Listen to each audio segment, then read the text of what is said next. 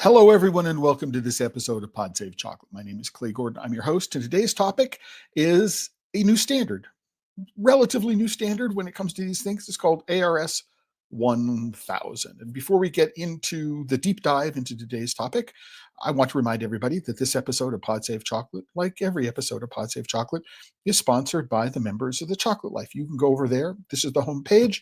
You can go click on the join button. I know mine says account, but the green button at the top of the page, you can join the Chocolate Life and become a member. There's always a free membership, but there are premium memberships that come with special membership benefits and perks if you have the financial resources to support the work that I do. I also want to point out that you can go into the live chat in YouTube or the comments on YouTube and or LinkedIn and Facebook, and you can just let me know where in the world you're watching today, or if you have a comment, or if you have a question on the topic that we're covering today. And I know this is a little challenge because the time is slightly different. We had daylight savings time to change last week, Mountain Standard Time. I didn't move the time from Mountain Standard Time because it's always been Mountain Standard Time. So there's a little bit of confusion. So it may be an hour late or an hour early, depending upon how you think about these things. And so I apologize for that confusion, even though there's nothing I can do about that. But let me know in the comments if you'd like to, if you think that my setting this back to 10 o'clock Mountain Standard Time would be more interesting for everyone else in terms of the time of the day. Let me know, and I'll go figure that out and make changes going on in the future. But with all of that out of the way, I do want to, share the homepage of the Chocolate Life and say that for every post of Pod Save Chocolate, or every episode of Pod Save Chocolate, I put together a dedicated post. And this ARS 1000, the future of cocoa, is the link for the post for today's episode.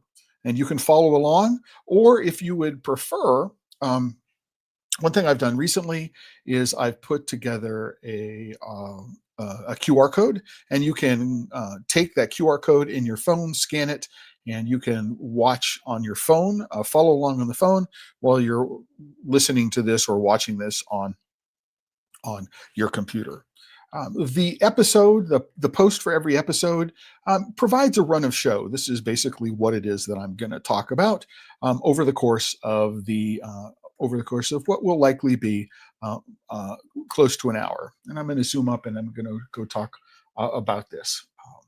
And let's just go jump in. So the original sort of inspiration for some of the thinking for today's episode comes from an episode of the Chocolate Life Live that I did now almost 4 years ago with Nick Davis of 11 Cacao in Jamaica. And there's a link to that episode. You can go to the post, and then you can watch the archived episode if you want to.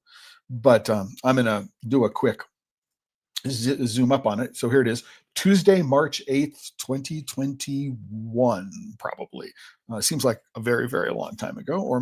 Anyway, one of the things that we talked about during the course of this episode was the fact that there is, for some reason, when most people think about forming cooperatives, they think about all of the cooperatives being in cocoa producing countries or producing countries in general, and rather than being in consuming countries, countries where the raw ingredient or the product is imported. So United States, Europe, for example, those would be examples of a producing country and a producing region.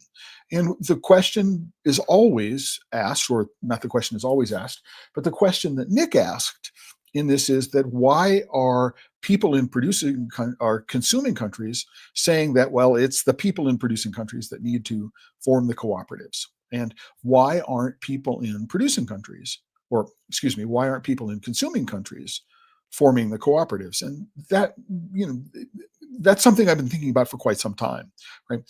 There are probably, at least 300, probably close to 500 specialty chocolate makers in the United States.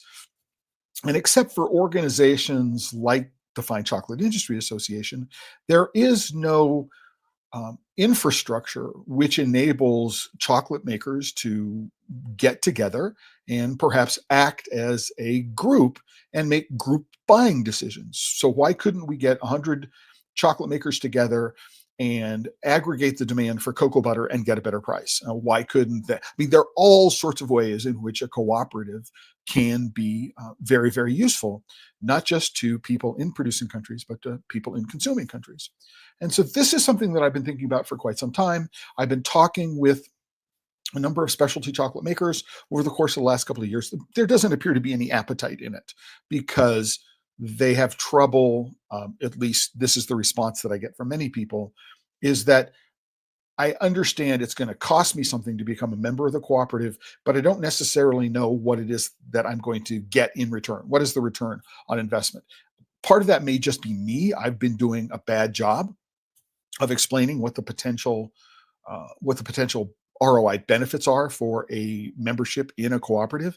And obviously, there need to be different cooperatives because of import rules and things like that in Europe are different from import rules in the United States. And so, where are the overlaps in terms of interests? And regulatory infrastructure between the United States, Europe, and other, Japan, for example, producing countries. And that is a real challenge. But this notion of cooperatives and what cooperatives are good for and how we should be thinking about them has been on my mind since this episode, and it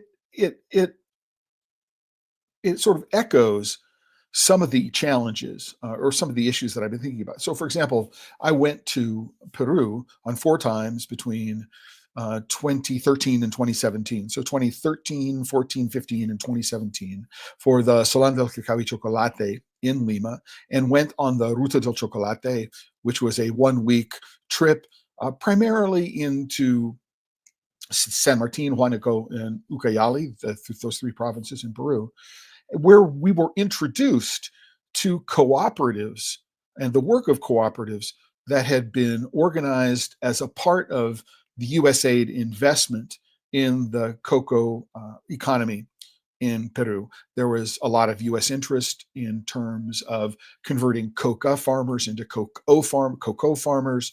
They wanted to make them, to the extent possible, can we get them certified? Can we get them fair trade certified? Can we get them Rainforest Alliance certified? And it turns out that within the context of certification programs, individual smallholder farmers can't be certified.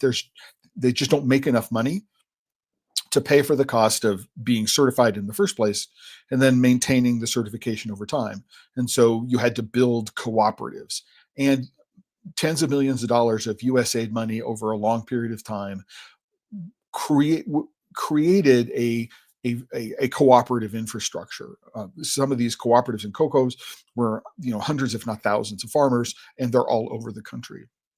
And one reason why that may have worked is that Peru, as a culture, even though it is a melting pot of existing indigenous tribes, the Spanish, Japanese, and others there, I mean, which is unique to that part of the world, they were open to the idea of cooperating. Now, I have spent, over the course of the same time, I spent quite a bit of time in Mexico, for example, and it's much harder to create cooperative infrastructures in Mexico because it's a cultural thing. There is something about, if I am going to win, if I'm going to be benefit somebody has to lose.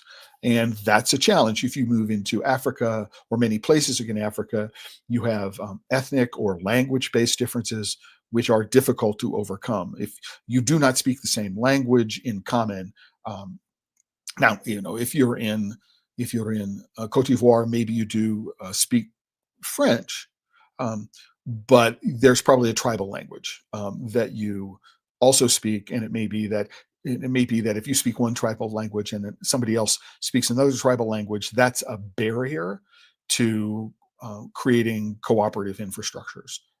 So there's this huge cultural impact that we need to think about. It worked in Peru. It has been less successful in other parts of the world when it comes to cocoa. And much of the cooperative structure is around certification as much as it is anything else. So let's go with all that as a background. Let's think about what it is that ARS 1000 is all about. So we're going to go down. So there's a little bit more background here, just what it is that I've been talking about. So ARS 1000 is a standard. It was produced by the African Organization for Standardization, called ARSO, which is an African intergovernmental organization established by the UN, UNECA, the Economic Commission for Africa, and the Organization for African Unity in the late 1970s. So the ARS 1000 standard is about three things. There are three sections of the standard. Section 1 is about management systems and the performance, the metrics, KPIs, key performance indicators, associated with management systems, which talk about governance, right? Section 2 is about quality and traceability, right? So even though the standard is about sustainable cocoa, the part 1 is about essentially cooperative infrastructure, or we'll hone in on that idea. So second is about quality and traceability, and the third part is about certification schemes. And I'm not making it up. It actually says schemes in the document. And for anybody who's interested, there is a link to the standard on the page to download the standard. It's down below. It's in one of the World Cocoa Foundation links where you can talk about it, which is where I found it. But here's part 1. Sustainable agriculture, the requirements for the cocoa farmer is an entity, farmer group, farmer cooperative, management systems, and performance. And overall, I mean, you get an idea. This document is over 45 pages long, including a foreword, and you can learn all about it in a copyright notice. Apparently, I run the risk of copyright infringement by copying parts of the standard into my post for today. Right? But what we do is we get this note here. So the purpose of the standard is to promote and maintain a framework for the production of sustainable cocoa based on the principle of continuous improvement. Okay? To achieve the objective, the following requirements are included in the standard: promoting and structuring and supporting farmer organizations, improving farmer income and the resilience of the livelihoods, addressing cocoa quality, addressing traceability, addressing the worst forms of child labor, and addressing deforestation and climate change. So this is the purpose of the standard. This is what it is they want to do. And there are 3 sections: ARS 1000-1, 1000-2, 1000-3, and it talks about what's going on. So I'm not going to go into huge amounts of detail on this, but I've downloaded it, and I've noted that there is a link. So let's go back to the post for today. And what you'll do is if you scroll all the way down to the bottom, there is this download links for the standard text in English and in French, is in this World Cocoa Foundation post called Convening for Impact. So you can go take a look at that there. So let's scroll back up. So that's what it is that this is all about. But let's notice something about the way the standard is organized. So number 1 is the standard. All 3 parts of the standard are about sustainable cocoa, right? But notice that the word sustainability isn't really a part of the 3 parts of the standard. There's about management systems, there's about quality and traceability, there's a certification systems. And that's similar to that. Let me go over here. Let me go search for the word sustainable.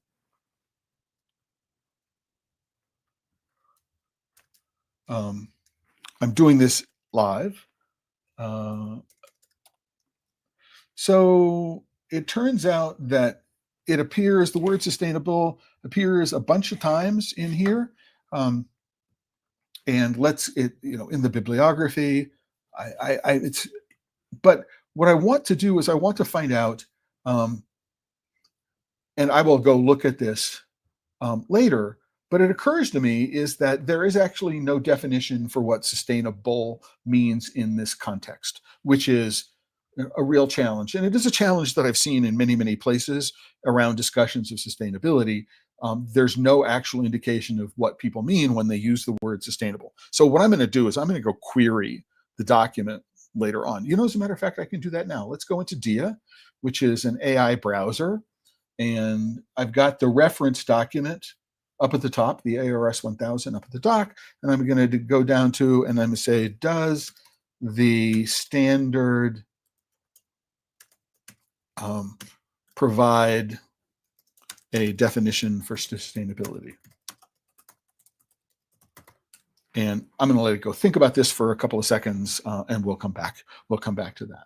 So what is it all? So as I read through all three aspects of the standard, all three sections of the standard, and as I go and do my research, which is I'm looking at the document and I'm asking questions about the document, and I'm not just asking one question. I'm not just Googling it in that context, but I have created a series of prompts. Those prompts have been refined over the course of many, many months. One is called summarize, one is called explain, one is called analyze, and one is called fact check.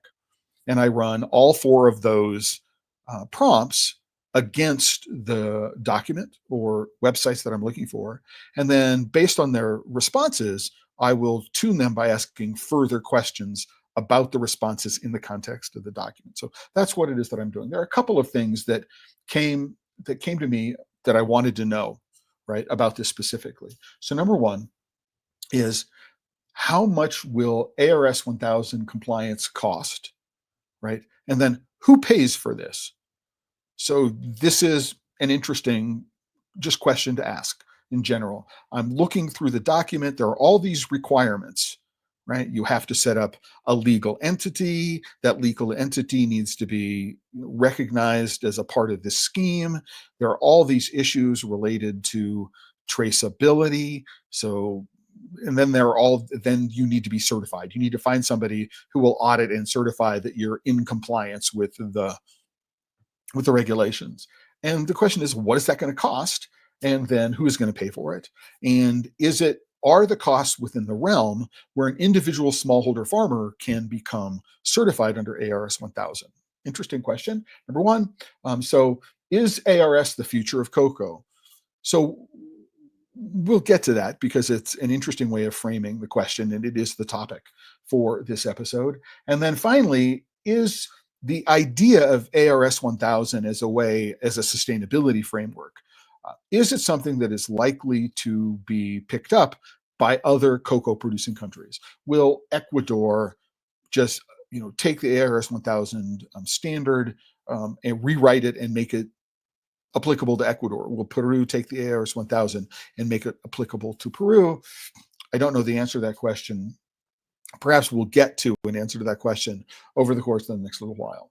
So one of the questions I asked, right, was, who is the ARS 1000 aimed at? Who is the standard aimed at, right? And what we can say is that the series, so parts 1, 2, and 3, right, target multiple audiences across the cocoa ecosystem. So one of the things that we need to think about are, what are recognized entities, right? And recognized entities, and this is legal language that is in the standard, include individual farmers, right? Individual smallholder farmers, farmer groups, and farmer cooperatives. These recognized entities must implement management systems, so CFDPs is cocoa farm development plans, and comply with economic, social, and environmental requirements. Right? So we'll get one of the things that immediately comes in. What's the difference between a farmer group and a cooperative? We'll get to that because it turns out to be important in an interesting kind of way. So ARS 1000 also addresses the regulators and the legal entities. So if I am COCOBOT in Ghana and I want to implement ARS 1000 across the entire cocoa economy in Ghana, the national body, which is coordinating the sector, right, needs to own and govern the scheme. So they need to say, we are going to recognize this certification, and or we are going to mandate this certification. We're going to require that people be certified under this. There are a lot of reasons why mandating it is not going to happen in most cocoa producing countries.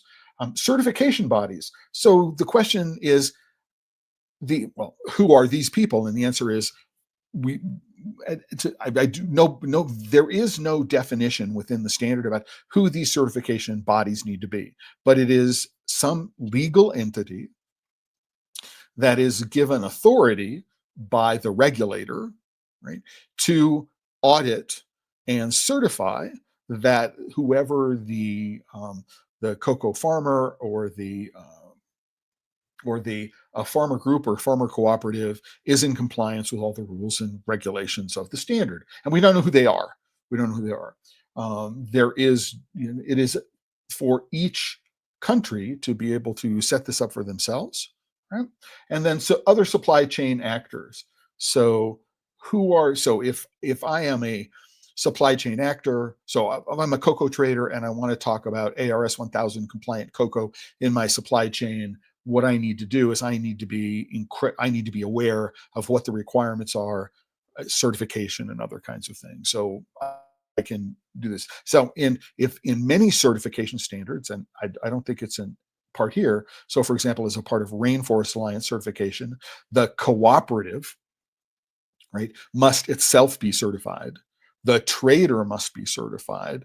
And the manufacturer must be, or the company that does the transformation of the cocoa into chocolate must also be certified, right? And I believe that this only applies to cocoa farmers, so cocoa farmer groups and cooperatives. It doesn't apply to. It's not clear that if there's an ARS 1000 certification, that if I'm a manufacturer, what does that mean if I want to claim ARS 1000 compliance among my suppliers?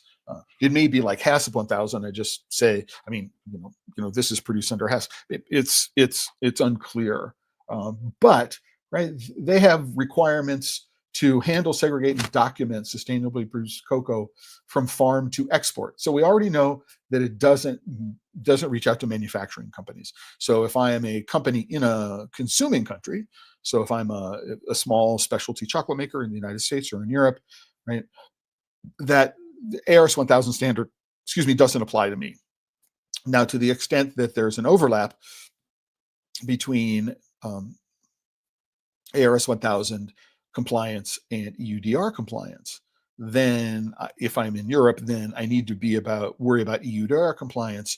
And it may be that ARS 1000 as a framework will help in terms of ensuring that there is EUDR compliance, but that's a matter of implementation at the farm levels, because there is no mandated connection, or there's no direct legislative regulatory connection between ARS 1000 compliance and EUDR compliance.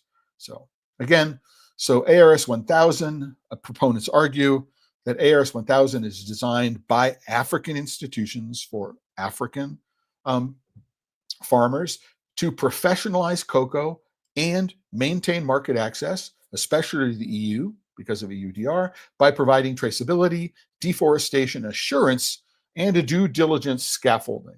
It does not, however, guarantee EUDR compliance, but it strengthens the case in importer risk assessment.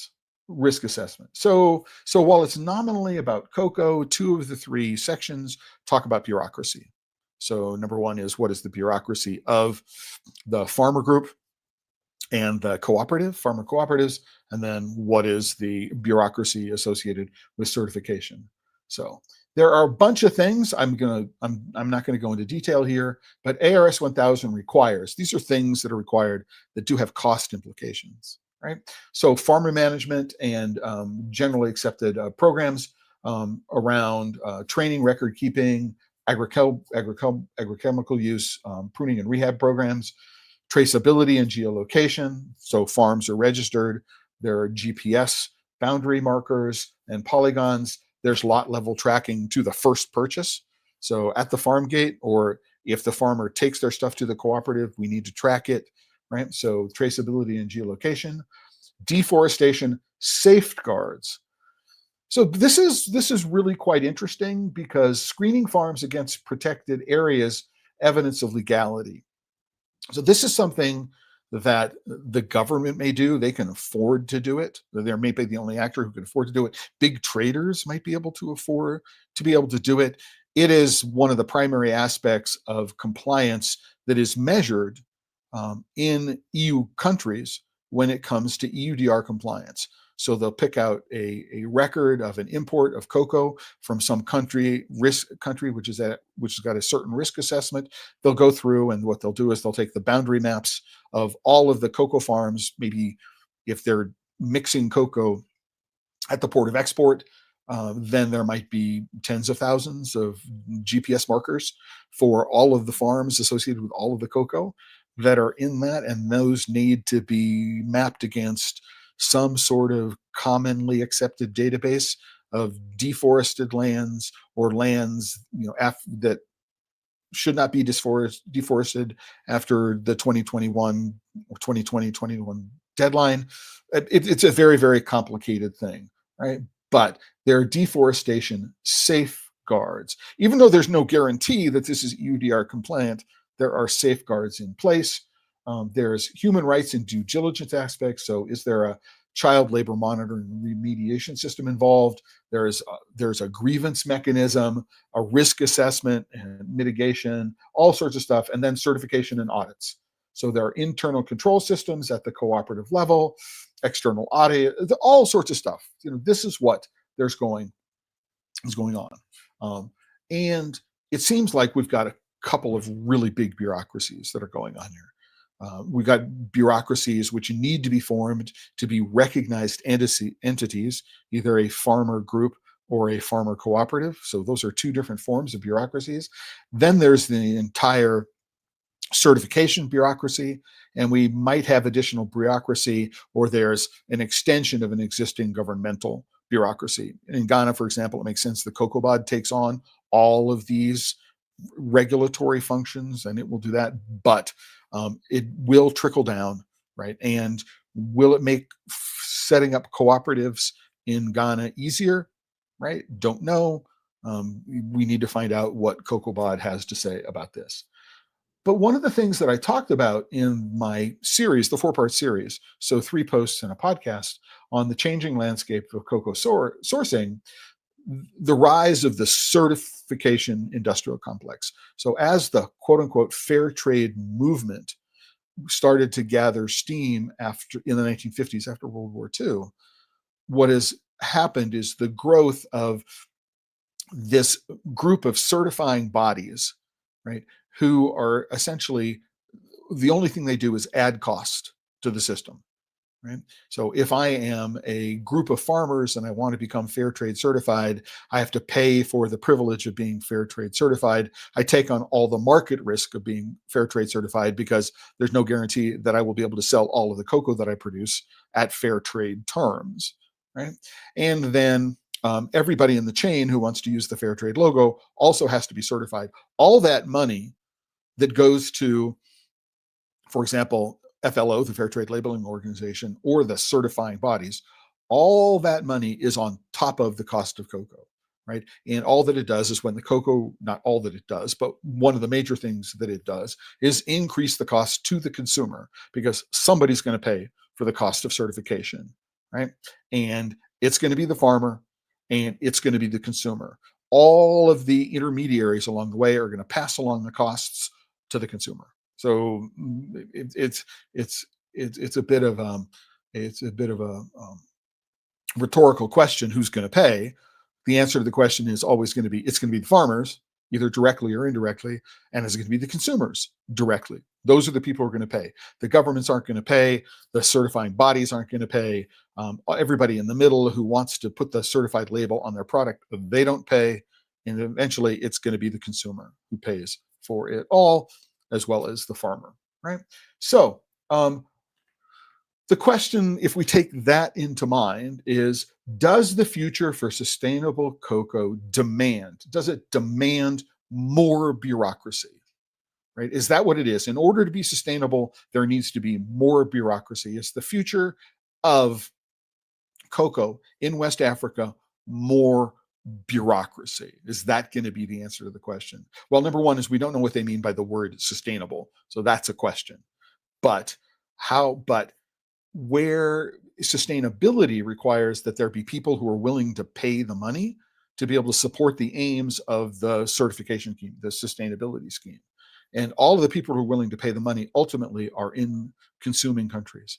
So the people who are going to buy the product, the people who are going to buy the chocolate bar, the people who are going to buy the hot cocoa mix, the people who are going to buy the chocolate candy, they have to be willing to pay, right, whatever it's going to cost to implement the scheme in a producing country, right? And is more bureaucracy what we want to do at a time when the cost of cocoa, I mean, it's coming down in terms of price quite a bit, but at a time when, right, the present day cost of cocoa is at, record levels, right? Is there any room to increase the cost of cocoa? Is there any margin for that? Where is it going to come from? I don't think there is, right? Cocoa is also expensive enough, right? With this certification scheme, with the standardization scheme, there are costs which have to be absorbed, and it's going to be absorbed somewhere. Historically, the big chocolate traders, the big chocolate companies, don't absorb these costs. They pass them along to consumers. So in the end, who pays for the cost of compliance? And ultimately, it's going to be the farmers who pay for the cost of compliance, and it's going to be consumers who pay for the cost of compliance. But what are some of those costs? And so one of the questions that I asked, again, I've run through these 4 different prompts that I've tuned, right? So one of which is summarize, right, the document or documents, explain the documents or documents, analyze the documents or analyze things, and then fact check them. And I will go through, and then sometimes I will go through and take that and I will summarize those. So I will get a synthesis of it. But reading through them also says, here are some questions I didn't think to ask. Let me go ask those directly, right? So one of the questions is, I asked directly, under ARS 1000, can an individual smallholder cocoa farmer with a 5-hectare farm producing 600 kilograms of dry cocoa per hectare realistically be in full compliance with all aspects of the standard if they have to pay 100% of the costs? Fair question, because it says up here that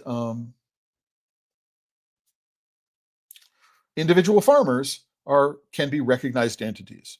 So if an individual farmer can be a recognized entity, can an individual farmer actually afford to be, right, recognized independently? And so I just took the 600 kilograms per hectare as an average. It's about something. 5 hectares may be large. It's often much smaller, but I just took 5 hectares because the math is easy, right? And what I got back is an individual smallholder can be a farmer as an entity under ARS 1000. So an individual smallholder farmer could go and try to run through the process of being a recognized entity under ARS 1000, right? If they, quote unquote, have enough resources to stand on their own to meet the standard requirements. Right. So, yeah, if I'm an individual smallholder farmer and I can if I have the resources that I can do it, sure, I can recognize this. But that means they must maintain a management system, right, which is certified. Somebody have to say your management system is suitable. It meets the requirements of the standard, right? They must document all their information.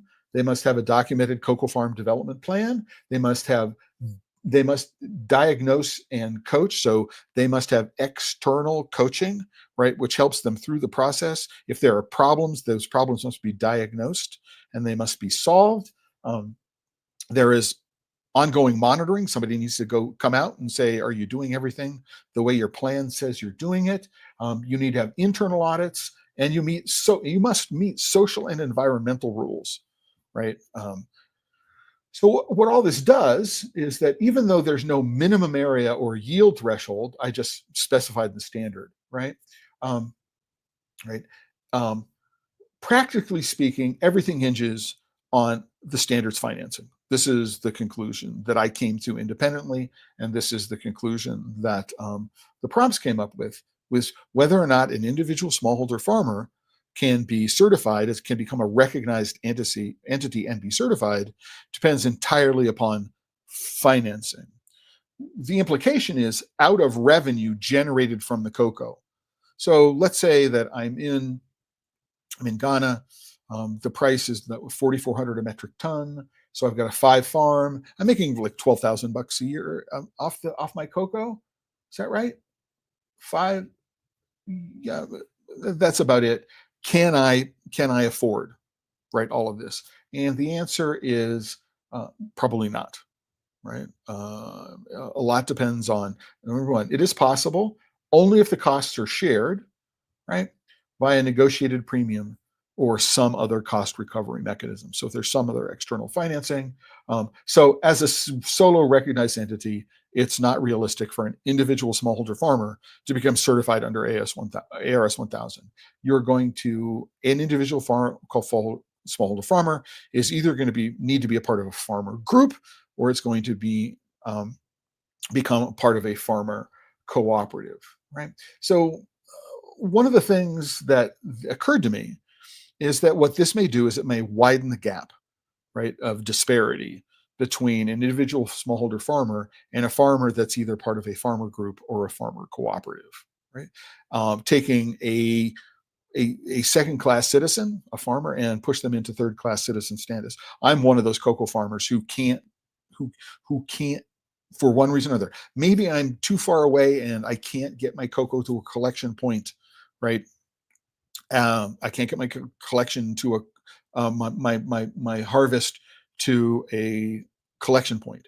Or there are lots of reasons why a smallholder farmer might not be able to be a member of a farmer group or a farmer cooperative, and which becomes, as I stated before, issues of ethnicity, language, cultural differences can make it difficult, right, to do this. And I also say geography, location, right? So if somebody who's very far, very far away may have challenges associated with doing this. So it's really important to understand. So there are definitions within the standard for what a farmer group is. A farmer group is an association of legally registered cocoa farmers producers. So here's one thing. If I want to be part of a farmer group, which is a recognized entity under the ARS 1000, the individual farmers must be legally registered cocoa farmers first.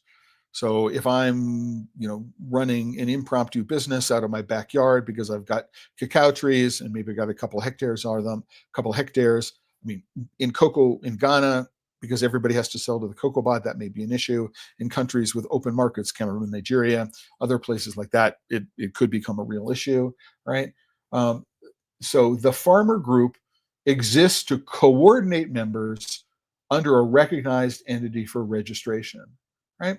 So there's an organized entity, and the organized entity is one that is responsible for the cocoa farm development plans, the audits, the training, the traceability, and compliance of everybody that is a member of the farmer group.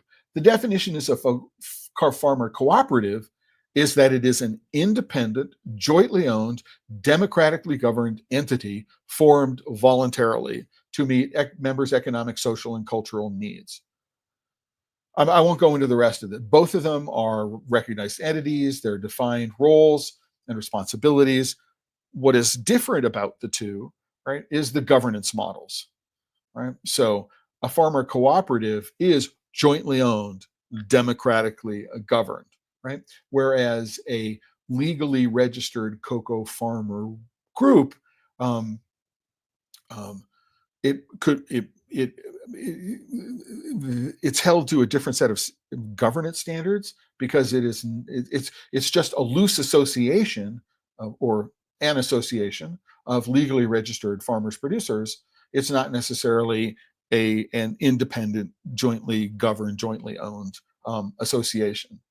So the definition of a farmer cooperative likely is that it's larger, it has more members, although there's no minimum number of members to be either a farmer group or a farmer cooperative, but the farmer cooperative has more bureaucracy associated with it than just being a farmer group. However, even though there's more bureaucracy associated with a farmer cooperative, it turns out that the requirements for compliance for both are pretty much the same, right? So again, if you want to go read the language, it's there. But so let's go. So the governments, I believe that the governance models are the primary difference between the farmer group and a farmer cooperative. Right? So how much is it going to cost? So on a per farmer basis, right, training and onboarding $10 to $30 per farmer, assuming group sessions and materials. I don't know who's getting paid this money. Geolocation and geolocation, $10 to $25 per farm, depending on method and revisit frequency. This is, I think, a low number based on what I've heard from people who are trying to do this work. $10 per farm to geolocate the farm. It may be that there's no size here, 2.5 hectares, 5 hectares, hard to imagine they're the same cost. Traceability, enrollment, and identification kits. So what we have is the typical total for year one is somewhere between $60 and $150 per farmer, with annual recurring costs of $20 to $50, right? Right. And this doesn't really cover, there's no certification costs associated with this, right? How am I going to pay for somebody to go in and audit what it is that I'm doing? This is so an initial audit via a cooperative internal system. Well, if I'm an individual smallholder farmer, I can't do these sharing costs. So, but per cooperative, right? So if I want to set up the internal control system, I want to design it, $5,000 to $20,000 per co-op. Maybe it's dependent upon the number of members. I'm not entirely sure. There's data and IT requirements associated with traceability, devices, connectivity, maybe as much as $50,000 a year. Staffing, full-time people whose jobs it is to take over the compliance, as much as $60,000 a year. External audits and certification fees. So these fees are on top of these per farmer fees. Right? Child labor monitoring, up to $40,000 per year, depending what's going in. Typical setup band. It's going to cost somewhere between $20,000 to $100,000 to set up a farmer cooperative in terms of ARS 1000 compliance. Some of that money may already, so some of the tasks, some of the compliance issues may already be resolved if you're an existing cooperative. So it's important to know about that. But it could cost somewhere between $30,000 to $120,000 a year to be able to maintain compliance, again, depending upon the size of the cooperative and how much of the infrastructure for compliance is already in place. So I asked this question specifically around a cooperative of 200 farmers, right? And so we've got costs for 200 farmers of setup costs of setup costs of between $20,000 to $100,000 across 200 farmers, right? And recurring cost of $30,000 to $120,000 a year for 200 farmers. That's a lot of money for smallholder farmers. That's a lot of money for cooperative. And the question is, okay, who is going to pay for it? Let's jump. We've got a comment. So we have a comment from Madusu Diomande. I think Cote d'Ivoire or Ghana are not the first countries to implement regulations. It seems you're from the USA. USA got a certain number of regulations for companies. I think about the Foreign Supplier Verification Project, the FSVP, the Lacey Act. Do you organize webinars to criticize them also, or do you feel it's entitled to West African regulations because it's established by third world countries? So what I will say, Madusu, is it's a fair question, right? And I think that you may not be familiar with the entirety of my body of work, and you're just looking at what it is that I'm saying here, right? What I'm asking is a question, and this question is aimed at every certification program, right? So I have been incredibly critical of the EUDR and the way the EUDR has been implemented and who bears financial and other responsibility for the program, right? And it is discriminatory, right? So I think that what the EUDR is trying to do may be a good thing. Oh, we're trying to reduce deforestation, right? But the way it is being implemented might not be a good way to go about doing it, right? And we see that with the pressure to um, delay further implementation, based entirely on the fact, not entirely, but mostly on the fact that people in the EU are not ready for the avalanche of data that's going to descend upon them on January 1st, right? There's a lot to take criticism of. I've talked about, right, early on, I've talked about, okay, certification, which for the most part, I mean, certification, fair trade certification, FLO, Rainforest Alliance, UTZ, which has been merged into Rainforest Alliance, all of those things are from consuming countries, not from West African countries. They're from consuming countries, right?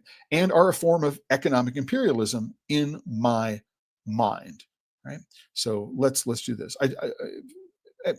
So one of the ways to think about a certification program like FLO is, oh, we up here in the, I don't like language like global north, global south. I don't like first world versus third world, because there is in the use of that language and a hierarchy that says that one is better than another.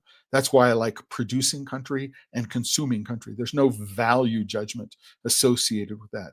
Even something as simple as north compared with south, north is up, south is down, implies that up is better, it's above. And I want to stay away from that language, and I hope you appreciate that. And I've tried to be incredibly consistent in my use of it since it was first pointed out to me a couple of years ago. But one way to think about fair trade certification, right, is it's a bunch of people in the, I'm going to use un-PC language here. It's a bunch of people in the global north who after centuries of domination have said, oh, we got some values now, right? And what we're going to do is we're going to ask producers to accept our values and pay for the privilege of accepting our values. That's what certification fees are, right? We're going to ask you to pay for the privilege of accepting our values. But we're not going to accept any of the economic risk. We're not going to accept any of the market risk associated with this. So you're going to pay for the privilege of becoming fair trade certified, but we're not going to guarantee to buy 100% of the product that is fair trade certified. What we're going to do is we're going to let the market take care of that. And we're going to have to raise the price of cocoa to at least the fair trade minimum, right? And so it might be price disadvantage. So conventional cocoa is going to be less expensive as long as the market's not upside down, right, as it is now. And so if you, as a cooperative, have paid the cost of certifications, but you can only sell, say, 60% of your crop at the fair trade certified price, which means earn the fair trade premium, what you have to do is you have to pay for the cost of certification, right, out of your normal revenues in the cooperative, right? Because we here at the fair trade certification organizations and the fair trade labeling organizations, whether it's Rainforest or whoever, we're not guaranteeing that you're going to be able to recoup your costs of certification. To me, that sounds like economic imperialism that has been made socially acceptable, right? And so you're right, Cote d'Ivoire and Ghana are not the first countries to implement regulations, and ARS 1000 is continent-wide. It's not just specifically the cocoa producing countries of Cote d'Ivoire and Ghana.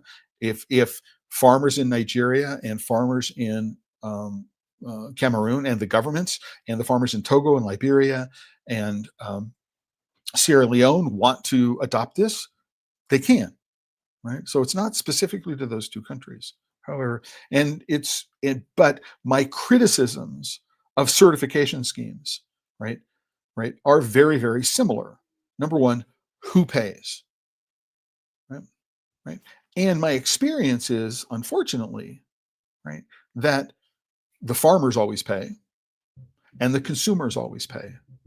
And it's in the people in the middle who, irrespective of what happens to the price of cocoa or how much of the cocoa that is sold, right, at a price that can recoup the cost of certifications, they never lose.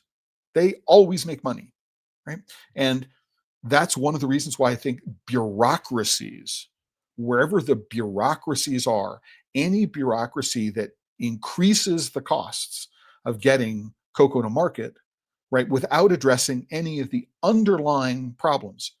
ARS 1000 doesn't address farmer lives and livelihoods directly, right? For example, right, you could make a connection between the living income reference price and the living income differential. It's not a part of the standard, right? There's nothing here that says, oh, sustainable cocoa that is certified under the scheme carries with it a 20% premium because it's sustainable, right? There's none of that language in there, right?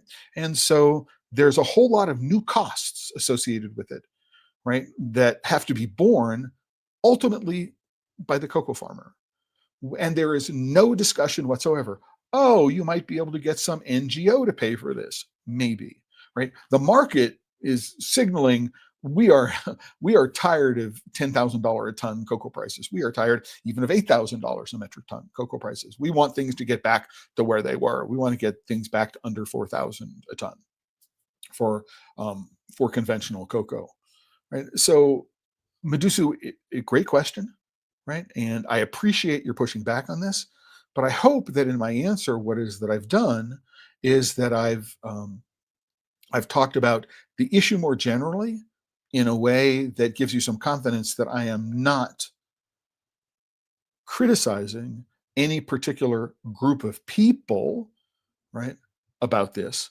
What I'm doing is I'm questioning whether or not more regulation, more certification, more bureaucracy, right? And bureaucracy that doesn't address the root causes of this, right, which is farmer lives and livelihoods, um, is good right now. So, and I would make exactly the same scheme. Any certification scheme that applied to products which were produced in the United States, and this is another issue, right, which is that you're not going to find a whole lot of fair trade certified products that are produced, right, in Europe or in the United States. That fundamentally those schemes are aimed at what I think of as producing countries, and which you called third world countries. And I just, I think there's something wrong with that thinking in general, right? And I don't necessarily know how to address it. So something like the Foreign Supplier Verification Act, which is part of the Food Safety Modernization Act, or the two are related to each other, is really about assuring that that food products which are imported into the United States are safe to consume.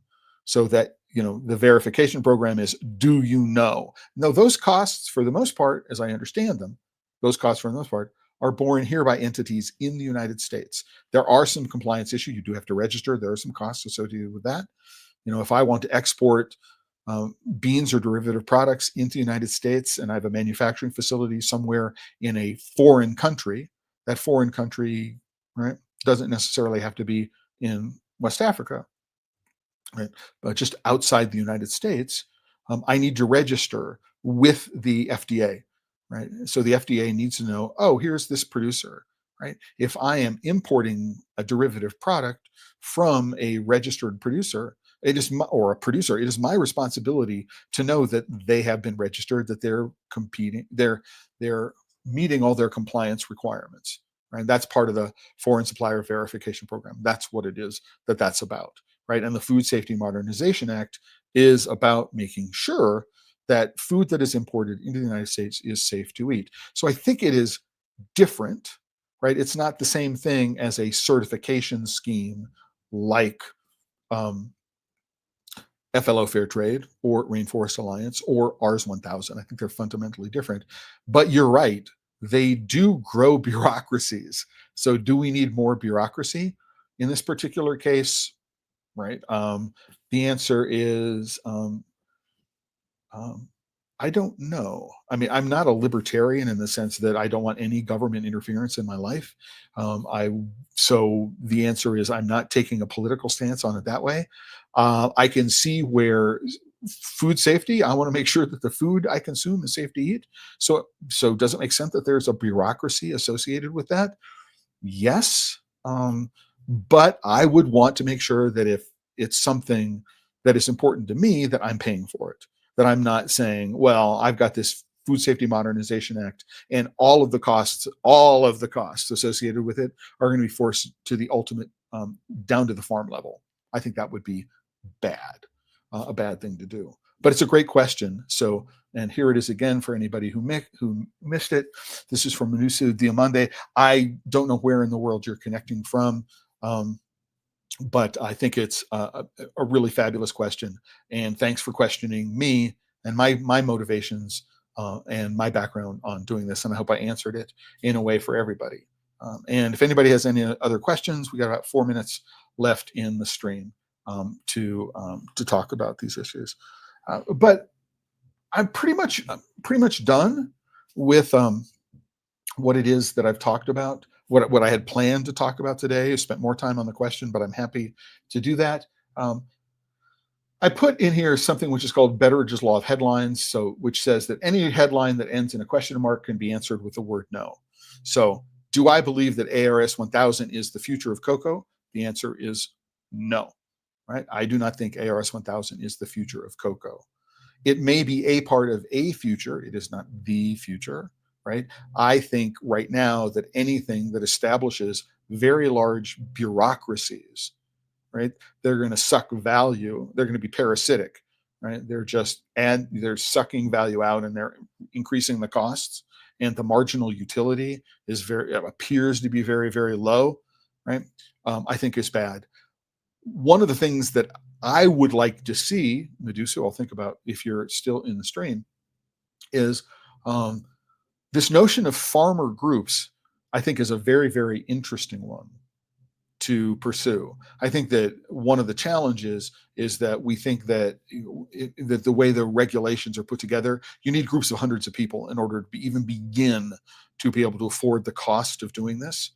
But what if what we did is we had ways of organizing groups of producers around the notion of, I'm going to get farmers who between them can produce at least 25 metric tons of cocoa, a minimum of 1 container dry.